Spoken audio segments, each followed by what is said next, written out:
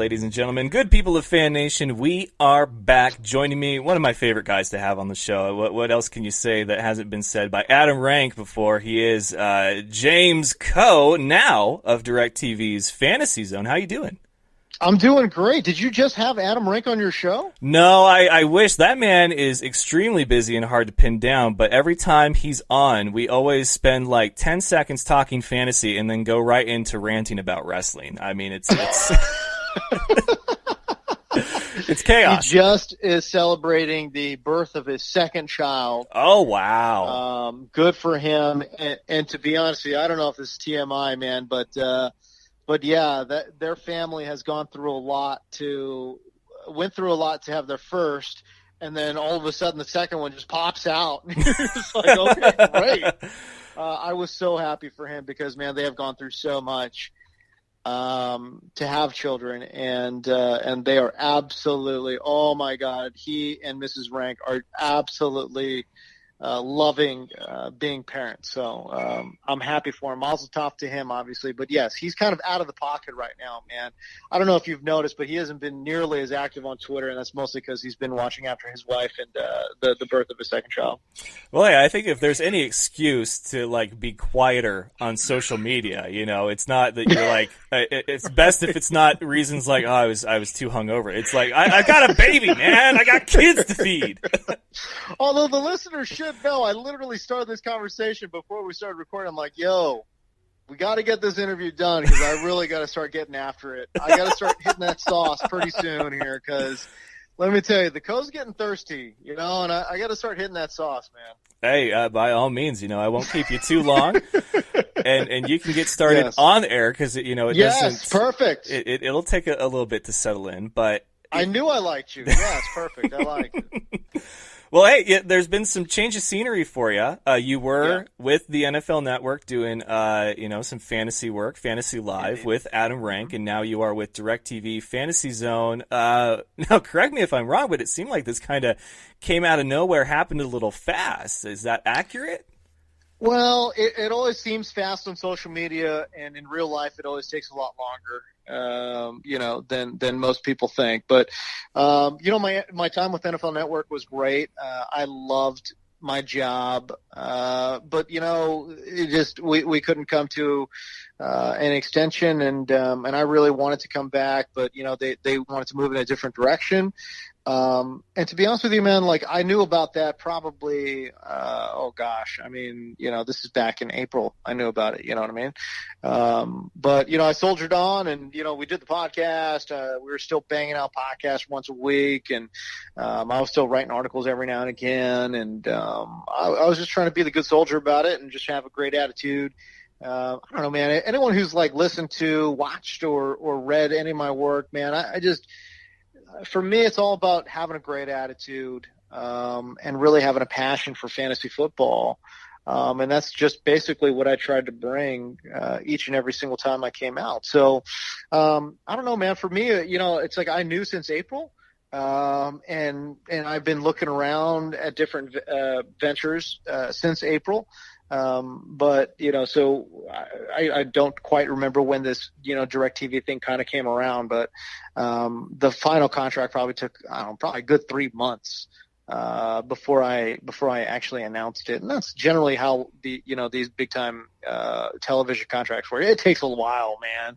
So yes, I appreciate the fact that people were wondering and curious and, and all those things. And I know a lot of people are like, yeah, you got back on your feet quick. It's like, bro, you don't even know. Like that was a good 2-3 months where I'm like, oh my God, I'm going to have to drive Uber pretty soon here, bro. But yeah, no, everything worked out for the best. And man, I am so excited. Oh my God, I'm so excited about my new project here with DirecTV. Which is a perfect segue because I was actually just about to ask you, because I'll admit 100% honesty here, full disclosure, I did not know that DirecTV had a fantasy segment, and that's partially because I'm too busy watching you and Rank on Fantasy Live, so I didn't have reason to watch anybody else out there. So walk us through what will this be like? Give us a presentation here, what we can expect this season.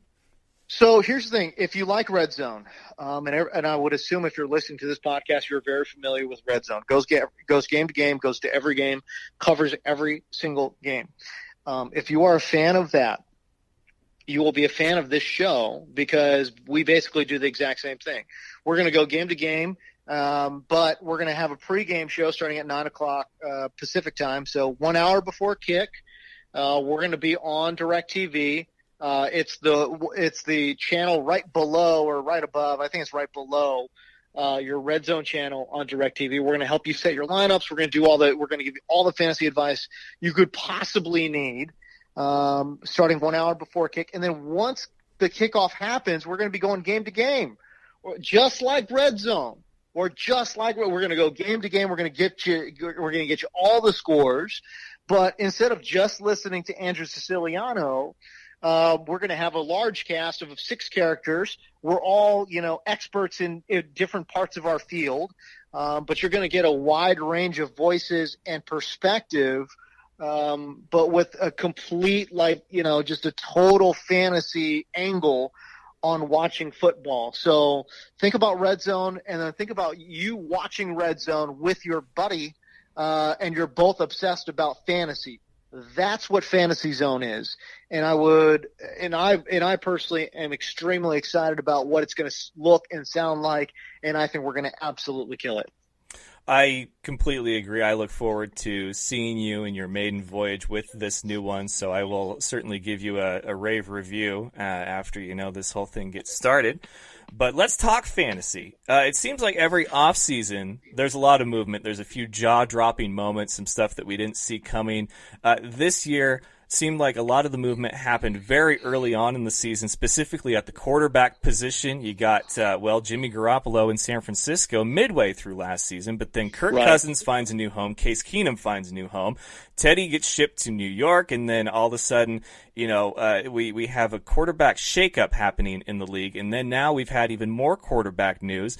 Does this one seem a bit busier to you, or is it just because of who the names are in play? Now Teddy's in New Orleans, which I think is terrific for him. What a great opportunity to learn and sit behind, Drew Brees, who is 39 years of age, and obviously a terrific first ballot Hall of Famer, no doubt about it. But how many more years has he got left? You know what I mean? Probably 3 at most. Gosh, I don't know. I mean, the way the quarterback's going, maybe he plays till 45. I don't know. But you would think realistically probably 2 or 3 years. You know what I mean? What a great opportunity to learn under Drew Brees and Sean Payton for Teddy Bridgewater. But I think, in terms of the movement, I think it's about I would probably say it's about the same. But I think the seismic shift, I think, is different. You know what I'm saying? Yeah. So you've got, for example, in New York, I think Josh McCown was a find. He was capable, and as a matter of fact, he absolutely overachieved for the Jets last year. This is what's funny, man. People got to remember, going into the 2017 season, there was literally a hashtag on Twitter, especially in the fantasy community, of Never Jets. Hashtag Never Jets. Because people thought this team is going to be an absolute train wreck offensively, and there's no way I'm investing in any pieces. Well, you missed out. Robbie Anderson broke out. Guys like Bilal Powell, I thought they were fine.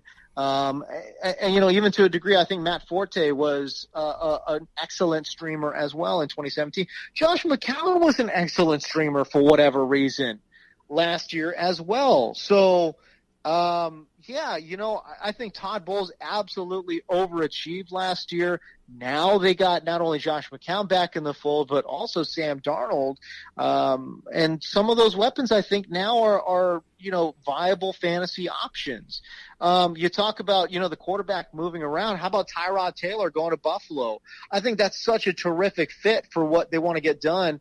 Tyrod Taylor loves bombing it deep. I mean, you think about Josh Gordon. I know he might not, quote unquote, start week 1. But, I mean, again, if you are downgrading him in your redraft league because he's not, quote unquote, starting week 1, you're completely missing the boat here. Tyrod Taylor, Josh Gordon, it's a skill set that is a match made in heaven. And I'm really, really big on Josh Gordon in this upcoming season. Yeah, I believe a lot of people are, and he's done so well with quarterbacks that you wouldn't expect a guy like him to excel well with. Now, when it comes to the quarterback position and the world of fantasy, it's one that causes a little bit of controversy. Some people take quarterbacks very high; they value them, very high. Some people don't take them almost at all. Some people will stream quarterbacks. So let's talk about the new faces and new places, the new players that we've got. We've got Jimmy G in San Francisco, Kirk Cousins in Minnesota, Alex Smith in Washington, Case Keenum in Denver, Sam Darnold, Baker Mayfield, Tyrod Taylor. Is there anyone that you felt confident about last year that maybe now you're not so sure of because of where they landed? And then on that same note, the reverse, maybe somebody you weren't so confident about that now you are because of their new home. I think Alex Smith is somebody that I'm not very confident in. A lot of people, and I know a lot of fantasy, hipster type folks are trying to create this narrative that, Alex Smith is a different type of quarterback now because he attacks downfield. Look at his downfield numbers. All of his downfield numbers were some of the best in the NFL. Listen, man, it's just not the case. You know what I'm saying? He had terrific downfield numbers, but if you look at those numbers, he's the exact same quarterback. He's throwing to open wide receivers. Tyreek Hill that's had, I think, I don't have my computer in front of me here, but the largest separation stats in the NFL among wide receivers who saw at least 100 targets. So per target, this guy has the most separation, and when he's separating from his defenders, he's wide open, man. Alex Smith is tossing to a wide open Tyreek Hill. So no, I don't think he's changed. And I think, I think most fantasy managers are not buying the quote unquote change of Alex Smith. I think he's still pretty much the exact same guy. I like the fact that he's going into a good system for him. God, by the way, has anyone had better coaching in their careers than frickin' Alex Smith? I mean, the guy goes from Harbaugh to Andy Reid to Jay Gruden. The guy's never seen a subpar coach in his life. As a matter of fact, I think when he was at Utah, I think he was coach under Urban Meyer, if I'm not mistaken. So, man, let me tell you something. This guy has gotten unbelievable coaching throughout his career. But no, I think, again, it's a good pickup for Washington because they lost Kirk Cousins. But that being said, if you're drafting Alex Smith to be anything more than, a weekly streaming option, I think you're mistaken. Meanwhile, on the other side, I like Kirk Cousins. He walks into a pretty good situation. I think Diggs and Thielen and Kyle Rudolph at the tight end position are if they're not the best wide, pass catching group he's ever had, certainly in that conversation. I will say this: people have said, "Oh, it's the best, pass catchers he's ever had in his career." Deshaun Jackson, Pierre Garçon, terrific pass catchers. He had Jordan Reed healthy then as well. But that being said, it's clearly the biggest and probably the most athletic wide receiving core he's ever had, because Deshaun Jackson, as much as I love him, Pierre Garçon, he was a stud back in the day. These guys aren't all guys. You know what I'm saying? They're not big-bodied wide receivers. Diggs, big-bodied. Adam Thielen, certainly a big-bodied wide receiver. These are the clearest big-bodied receivers that Kirk Cousins is throwing to. So I like his situation. And to be honest with you, I think Mike Zimmer's done a terrific job on the offensive end as well. So even though he's supposed to be a quote-unquote defensive guy, I really like what Kirk Cousins has going on in Minnesota, and I think he will challenge certainly to be a top 5 fantasy quarterback. All right, and last note on the quarterback position then. We have Jared Goff in the West on a Rams team that seems like they have pretty much put all their chips to the center on it's Super Bowl or nothing at all. And then right. San Francisco has Jimmy Garoppolo, won 5 in a row. Last year, some question marks around him.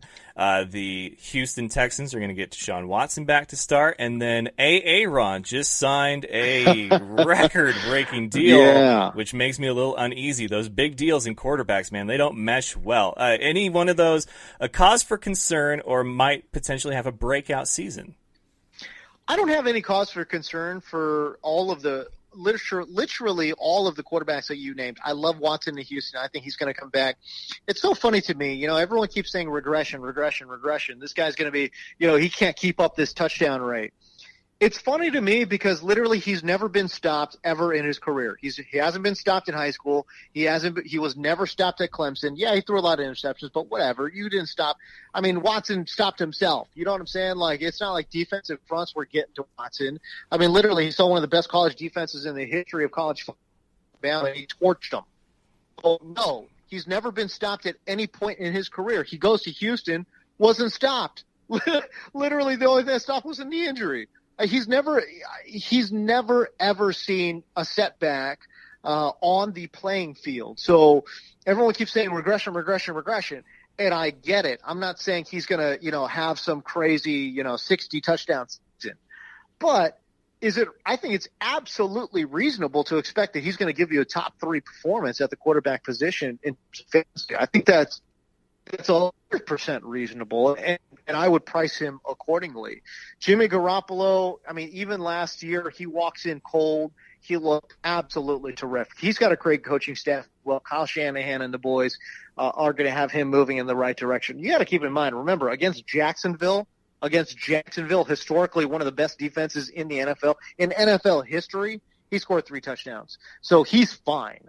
And where he's going right now in drafts too, 9th, 10th, 11th round, sign me up all day long. He is absolutely one of my favorite late round quarterbacks to target in fantasy. Excellent. So, last couple of questions here then. The tight end position is always one that it's like it's not drafted high enough, but yet all of a sudden when it comes to, I need a tight end, there's like maybe 3 at best, and then that's it. You're spent. You're lucky if you can stream a good one. Vernon Davis being reunited with Alex Smith in Washington, does that give his value any kind of bump whatsoever? I think early on in the season, probably not, because Jordan Reed will at least get snaps. I mean, obviously we know Jordan Reed to be one of the most fragile NFL players in history. So will he play an entire season? Probably not. At some point, Vernon Davis will be a streaming option. I don't see why he wouldn't be.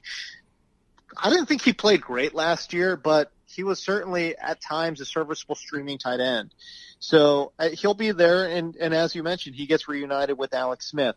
The bottom line is, if you have not drafted yet, if you miss out on the top 3 guys, we're talking about Gronk, Kelsey, and I guess Zach Ertz, although I actually don't have him there because I see Zach Ertz, and this is a little bit of a hot take, but I see Zach Ertz as just another guy. He had a fantastic year last year. Don't get me wrong. He was the tight end 3, I think, last year behind Kelsey and somebody else. Maybe it was tight end 2. I don't know. But the bottom line was, look at his career, and again, look at his role in the offense. Tell me that's sustainable. I just find it interesting that people keep talking to me about, regression with guys like, with guys like Deshaun Watson. Because they don't want to take a quarterback early, and they're desperately trying to tell you not to take a quarterback early, which I get. Yeah, for sure. Top 3, top 5 tight end. I'm like, wait, hold on now. What am I missing here? Zach Ertz, it's not like he's a rookie. It's not like he's a third-year guy. Like, he's been in the league for a long time now. Literally, that was the first and only time in his career he has been fantasy relevant. So I'm hesitant to say he's a locked and loaded top 5 guy. And I know Peterson's great as the head coach for Philadelphia, but I don't know, man. Just to me, I don't rank him as a locked and loaded top 3 dude. He is, to me, in the tier with guys like Brady Burton, guys like Jack Doyle. I mean, to me, he's just a guy, man. And quite honestly, if you miss out on Kelsey or Gronk, I am literally not drafting a tight end. Literally. And I just want to see who else is there. It's like I'm in a league where I literally did not draft a tight end. My last pick was Corey Coleman. And if Corey Coleman doesn't make the team, cool, I'll drop him and pick up Jared Cook. You know what I'm saying? Like, George Kittle is somebody who I think has decent upside as a sleeper tight end. Guys aren't drafting Eric Ebron. Eric Ebron, I think, is an interesting prospect at the tight end position. Jack Doyle, as I mentioned, is somebody else. Like, I'm literally not worried about tight end at all, because all of these guys, I think, are streamable characters. Again, it's like at this point in fantasy, I'm treating tight end like kickers.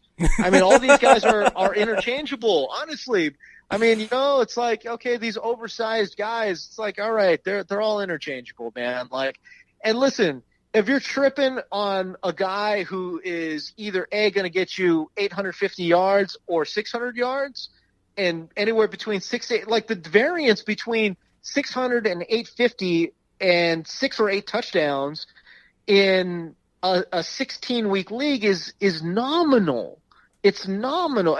You shouldn't even be thinking about tight end, literally, unless you get Gronk or Kelsey. All right, fair enough. So last question I got for you is my favorite one, and that is you have your choice here. Either your ultimate sleeper for the 2018 season that nobody's going to convince you otherwise, or your favorite hot take fantasy or regular season going into the 2018 season.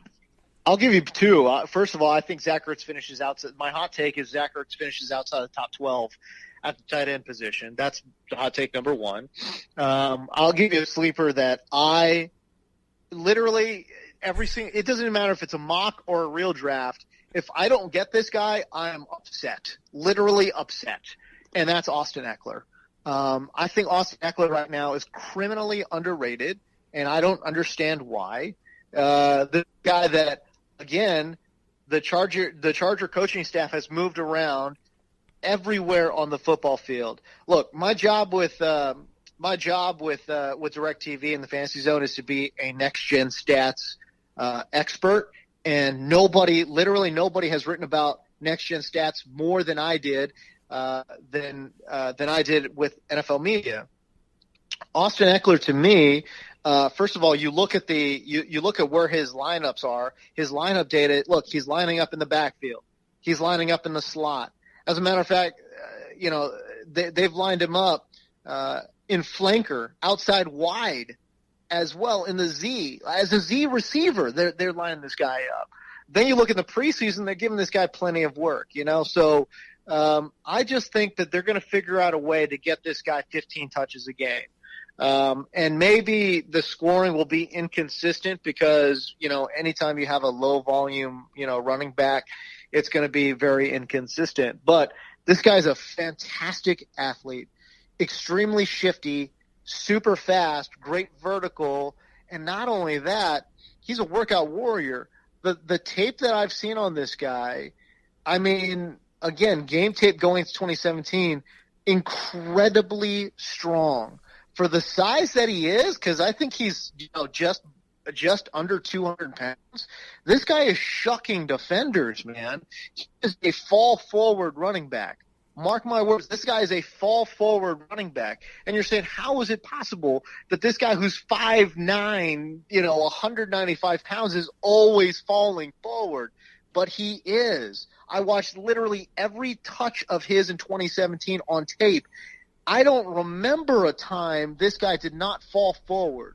And it's because of his speed, it's because of his athleticism, and it's because of his overall strength as well. I love Austin Eckler going to 2018, and I really, truly, honestly believe, even if Melvin Gordon stays healthy, listen to what I'm saying here. I'm saying he has standalone value.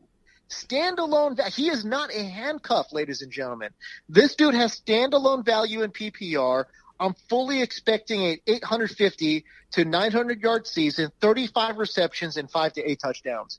And you might say to yourself, well, that's not that great. Listen, when those bye weeks hit, you're going to be looking for Austin Eckler, brother.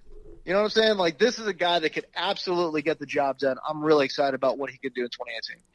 All right, well, there you have it, your hot take and your sleeper alert from the expert himself, James Coe. Third time on the show. He is officially friend of the Fan Show. I got to send you out a 100%, Fan Show. 100%. I love the Fan Show. You kidding me? Absolutely. I got to send you a Fan Show shirt, so even if you're wearing it, casually when you're getting the sauce, at least, you can be comfortable while doing that. So. I love it.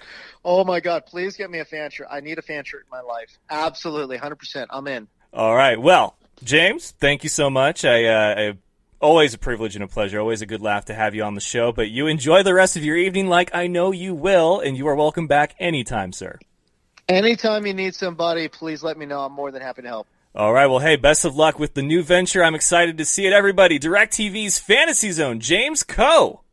He's in the house. You have a good night, sir. All right, ladies and gentlemen, a man who needs no introduction but got plenty during his WWE career. It is the one and only Mick Foley. Mick, welcome. How you doing? I'm doing great. You were about to call me Milk, weren't you? I was on accident. I apologize. I'm doing great, and looking forward to coming to Spokane.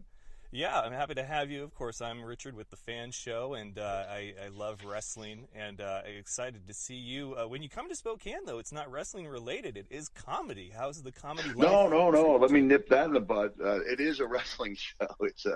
It's specific to the 20th anniversary of Hell in a Cell. Like, I'm not doing punchlines. I mean, the stories can be funny. But I'm, kind of like bringing to life that famous night, June 28th, 1998, on the stage. And so there's some intensity, and there's, some emotion, and there's a lot of laughs, but it's not, let me repeat that, not a comedy show. I see. Okay. Well, the venue choice threw me off a little bit. I was like, the nice thing when you do a comedy club is it's ready for action.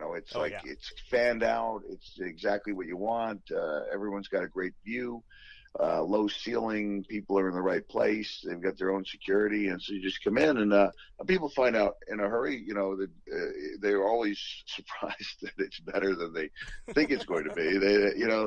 They're taking a chance, and the ticket sales have been really good in Spokane. So people are just like kind of blindly, hoping that I will come through, and then they're always pleasantly surprised. Well, yeah, and I'm sure that we will be.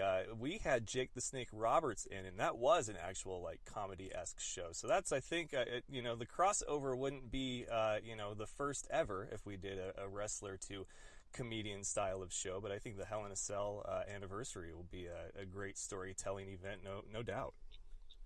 Well, I saw Bruce Springsteen on the River Tour a couple of years ago. I was like, that's what I want to do. So that way, if somebody walks out and he's like, he didn't play Spirit in the Night, you're like, dude, it's the river. Like, you know what you're getting. Like, a couple of years from now, I will do, I'll go out on another tour, and that'll be a collection of stories, in any assorted, random manner. But this one, I thought, it's 20 years. This is the match I get asked about all the time. It's got a great story arc to it. There's lessons learned, and there's body parts missing. And so there's like a great action adventure evening. Well, I know that you get asked about it all the time, so I'm not going to ask you about that match particularly. I'll save it for the show on May 2nd at the Spokane Comedy Club. But what I did want to ask, though, is, you versus Shane McMahon, Hell in a Cell. Who wins in that one? Well, oh, man. Shane's certainly braver than I am. I mean, Shane. See, the difference between me and Shane is that I went up there, I lied and said I had been up there in the middle of the day, and was comfortable with the cell. And the truth is, if I had gone up there in the middle of the day, I would have never gone up there at night. I was scared to death. It was the worst decision I ever made. If I could have found a way to climb down without destroying my career, I would have done it. Whereas Shane went up there and he's like, oh, yeah, that's what I want, but I want it 4 feet larger. So Shane dropped an elbow actually 4 feet higher than the cell that I was in. So, and he's a guy in his 40s. He's got a wife. He's got children. Conceivably, he's a McMahon. He's got all the money he can want. He just tests those boundaries. Yeah, I think it would be certainly something, a WrestleMania moment to remember you two. But we'll see what the future brings us. One thing I wanted to ask is if anyone's ever referred to you as the Thomas Edison of wrestling, because your whole beginning of your career. I mean, Thomas Edison, how many times did it take him to finally get the light bulb right? And when asked about it, he's like, I'm not failing. I'm finding out all these ways you don't make a light bulb. I mean, that was kind of your career in the early ons. You went from one brand to another with different gimmicks until finally you found your fit. Yeah. I would argue that that Cactus Jack would have been just fine in WWE. Mr. McMahon revealed to me like 15 years after the fact, did not think I looked like a star. And therefore, the whole premise of the Mankind mask was his concession that he would hire me, but only if he could cover up my face. So, and then we made that, that character work anyway. And then Mr. McMahon, being a great businessman, he realized, there was a market for the character I'd been before, and also the character I'd always dreamed of being, which was Dude Love. And he not only let me portray all three, but it allowed me to do it simultaneously, in one case, all in the same match. Looking back, is there anything that you would do any differently at all? Because you've been part of so many great moments. There was the JR infamous call with God is my witness, he is broken in half, the title change on Monday Night Raw during the Monday Night Wars. I mean, you in your career are pivotal moments in some of WWE's great history. Yeah, so you do wonder sometimes, like, all right, why was I dropping elbows off of ring aprons in front of 100 people, in Sheboygan?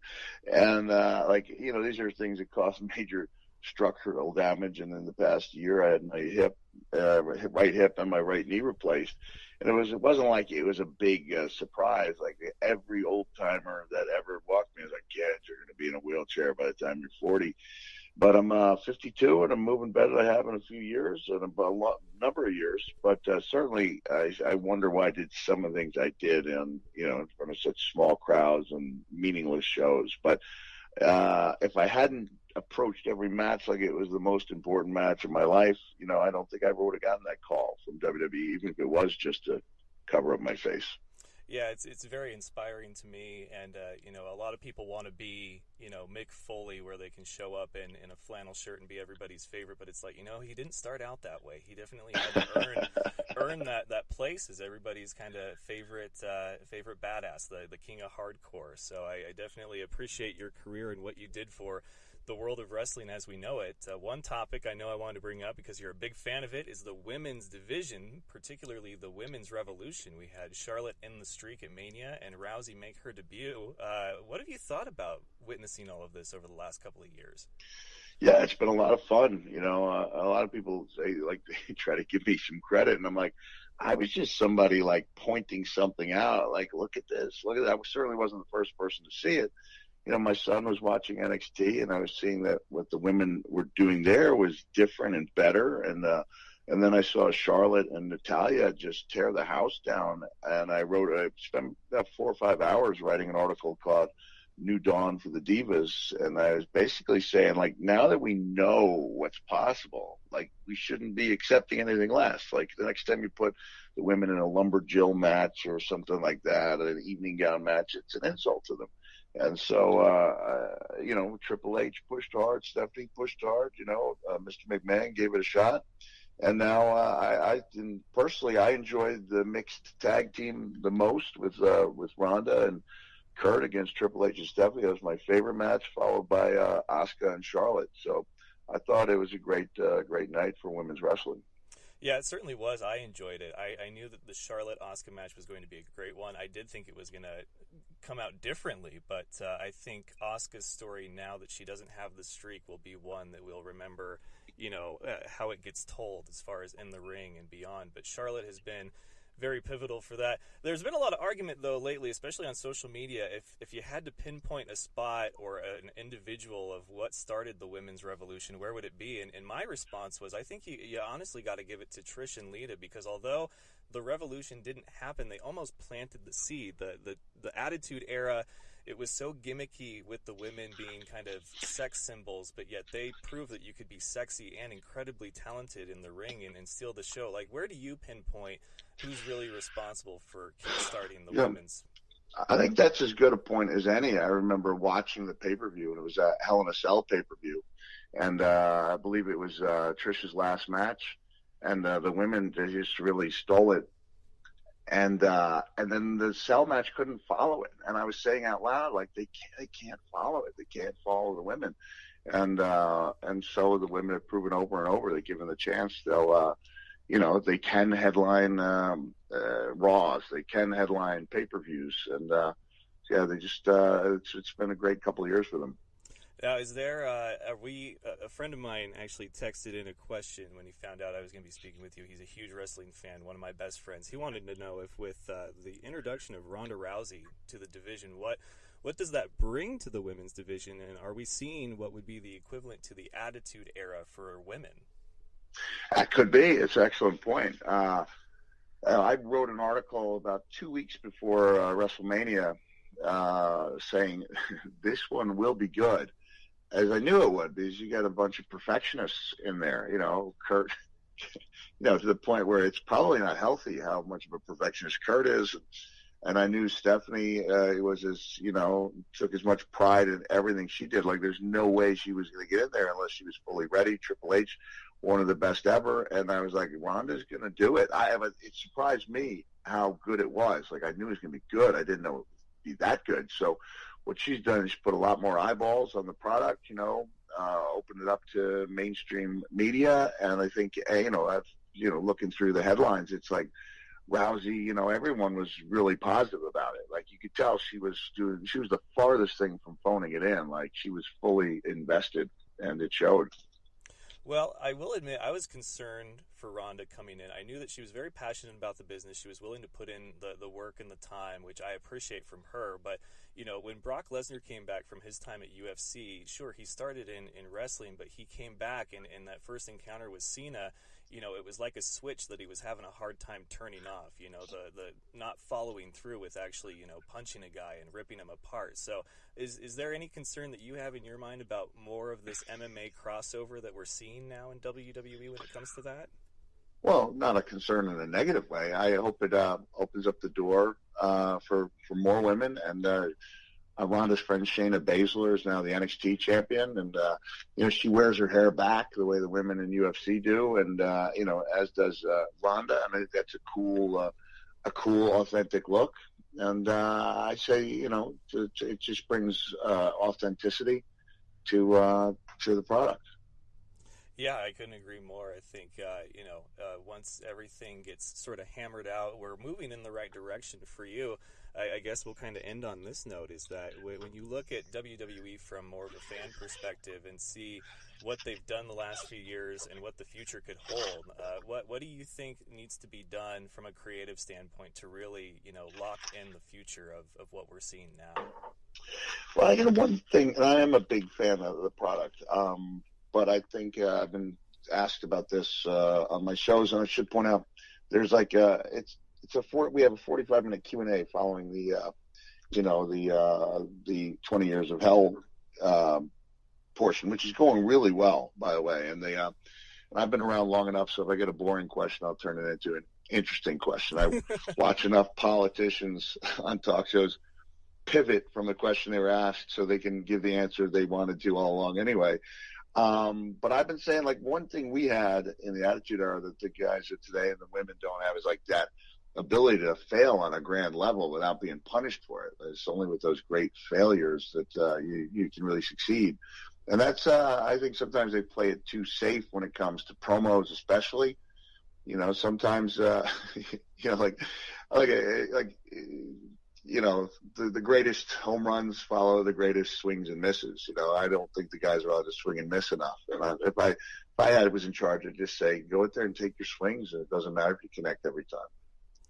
Well, what's next for Mick Foley? What does the future hold? Well, I love doing these shows. This is I'll be away most of May. I've been away quite a bit this month, most of May. I love it. I can't even remember the last time I was in Spokane. And I've always got something going on. I'm never at a loss. There's never a day where I wonder how I can fill the day. There's always something to do. And there'll be a new adventure around the horizon. There'll be a new adventure for me today, I'm sure.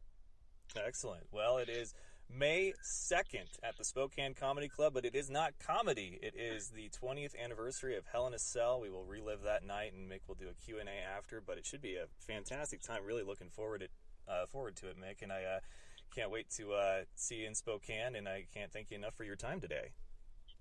All right. Thank you. Thank you for your time. We'll see you there. Yeah, safe travels, Mick. Thank you. Okay, thanks. Bye.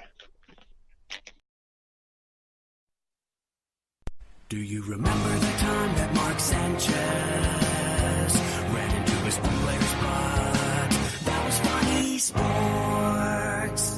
Thank you for having me on the show, man. I love the Fan Show.